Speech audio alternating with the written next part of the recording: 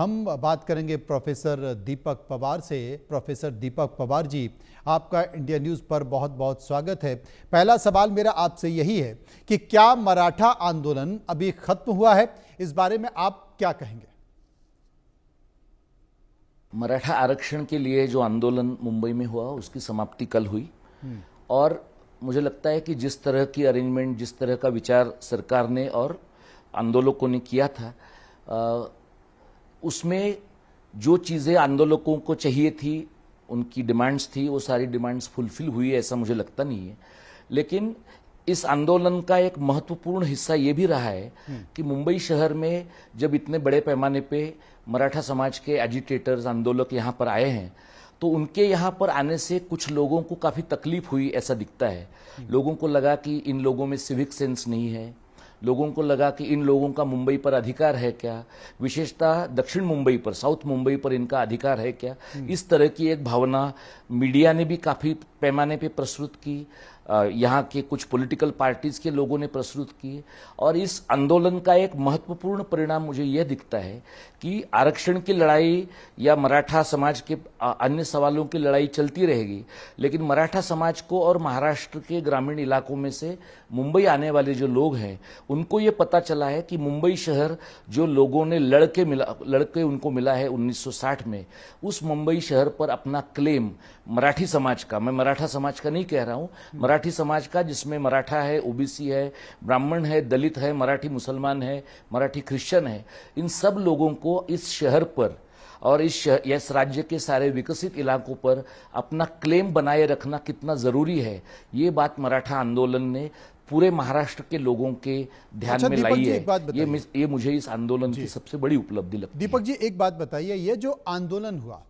इस आंदोलन को आप बाकी मराठी और आंदोलनों से कैसे जोड़ सकते हैं, चाहे भाषा हो या तमाम दूसरे मराठी आंदोलन की बात करें तो? मैं मराठी के आंदोलन में पिछले 3-4 महीने से जब हम तीसरी भाषा के कंपल्शन के खिलाफ हम आंदोलन कर रहे हैं, जो हिंदी भाषा के कंपल्शन के खिलाफ का आंदोलन भी है, इस आंदोलन में हमने बार बार ये कहा है कि हमारा जो कहना है हम महाराष्ट्र के लोगों के सामने रखते हैं, और जब रखते हैं तब मराठी में रखते हैं। आज मैं आपके सारे दर्शकों के सामने ये बात हिंदी में इसलिए रख रहा हूं कि बहुत बड़े पैमाने पे हिंदी भाषिक जो समुदाय है, उनको ऐसा लग सकता है कि ये देश हम सभी का है, तो महाराष्ट्र में हमें आने में लोगों को कुछ दिक्कत क्यों है। मुझे लगता है कि हिंदी भाषी जो सारा प्रदेश है, उस प्रदेश को ये ध्यान में रखना चाहिए कि महाराष्ट्र की मराठी ये राजभाषा है, जैसे हिंदी उनकी भाषा है। इस देश को कोई राष्ट्रभाषा नहीं है, इसलिए राष्ट्रभाषा का नाम लेकर, राष्ट्रभाषा का मुकुट चढ़ाकर अगर कोई हिंदी भाषा को यहाँ पर थोपने का कोई काम करेंगे, तो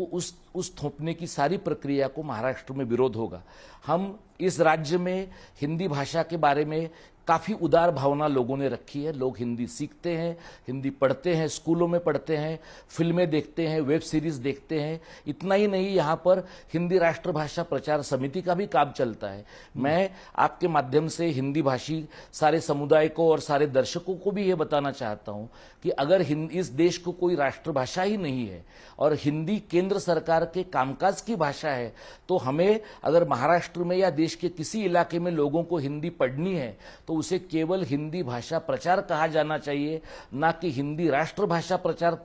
कहा जाए, ना कि हिंदी भाषा का पखवाड़ा पूरे देश को कंपल्सरीली सेलिब्रेट करने को कहा जाए। अगर सेलिब्रेट ही करना है तो भारतीय भाषाओं का पखवाड़ा, भारतीय भाषाओं के लिए एक महीना, भारतीय भाषाओं के लिए अलग तरह की स्कीम्स और फेलोशिप्स लानी चाहिए। हमारे देश में हिंदी और सारी भाषाएं, इस तरह का जो इम्बैलेंस, असमतोल किया गया है सरकार की तरफ से, भारत सरकार की तरफ से, और उसे बहुत बड़े पैमाने पे बढ़ावा दिया है हमारे महाराष्ट्र के अभी के सरकार ने। इस चीज के खिलाफ हमारा सारा आंदोलन है। और दूसरी तरफ हम हिंदी का जो हमारे राज्य में होने वाला वर्चस्व है, इस वर्चस्व को हम हिंदुस्तान के नैरेटिव का भी एक वेपन मानते हैं, हथियार मानते हैं। तो अगर इस देश में हिंदुस्तान का कम्युनल पॉलिटिक्स हमें धुतकारना है, हमें उसको हराना है, तो हमें भाषिक जो विविधता है हमारे देश की, उसे प्रोटेक्ट करना चाहिए। और उसे प्रोटेक्ट करने के लिए हमारी प्राइमरी जिम्मेदारी, हमारी प्राथमिक जिम्मेदारी, महाराष्ट्र में किसी भी हालत में मराठी को नंबर 2 का स्थान ना मिले, हर वक्त नंबर 1 का स्थान मिले, इसलिए मेहनत करना है। और अगर उस रास्ते में हिंदी का डोमिनेंस, हिंदी का वर्चस्व अगर आता है तो उसे विरोध करना हमारी नैतिक जिम्मेदारी है। उसका विरोध करना आपकी नैतिक जिम्मेदारी है। लेकिन एक सवाल मेरा यहां पर यह बनता है कि हिंदी भाषा तीसरी भाषा क्यों नहीं होनी चाहिए, तब जबकि ये पूरे देश में एक साथ बोली जाती है। इसे देश में एक साथ बोलने के साथ साथ संवाद की इससे अच्छी कोई बेहतर भाषा नहीं है देश में। आप मुझे बताइए कि अगर यहाँ के एजुकेशनिस्ट, यहाँ के साइकोलॉजिस्ट और पूरे देश के साइकोलॉजिस्ट, मैं ऐसा नहीं कह रहा हूँ कि महाराष्ट्र के एजुकेशनिस्ट, साइकोलॉजिस्ट, लिंग्विस्ट, अगर पूरे पैमाने पे लोग ये बता रहे हैं कि लोगों को अपना प्राथमिक शिक्षण जो है, अपनी प्राथमिक शिक्षा जो है मातृभाषा में करनी चाहिए, और दूसरी भाषा भी पहली भाषा 3-4 साल पढ़ने के बाद में सीखनी चाहिए, और तीसरी भाषा तो माध्यमिक स्कूलों में होनी चाहिए। इसका मतलब ये है कि लोगों को तीसरी भाषा प्राथमिक स्कूल की लेवल से नहीं पढ़ाई जानी चाहिए। और ये केवल हम एक्टिविस्ट नहीं कह रहे, हमारे साथ में काम करने वाले लोग स्कूल एजुकेशन के एक्सपर्ट है,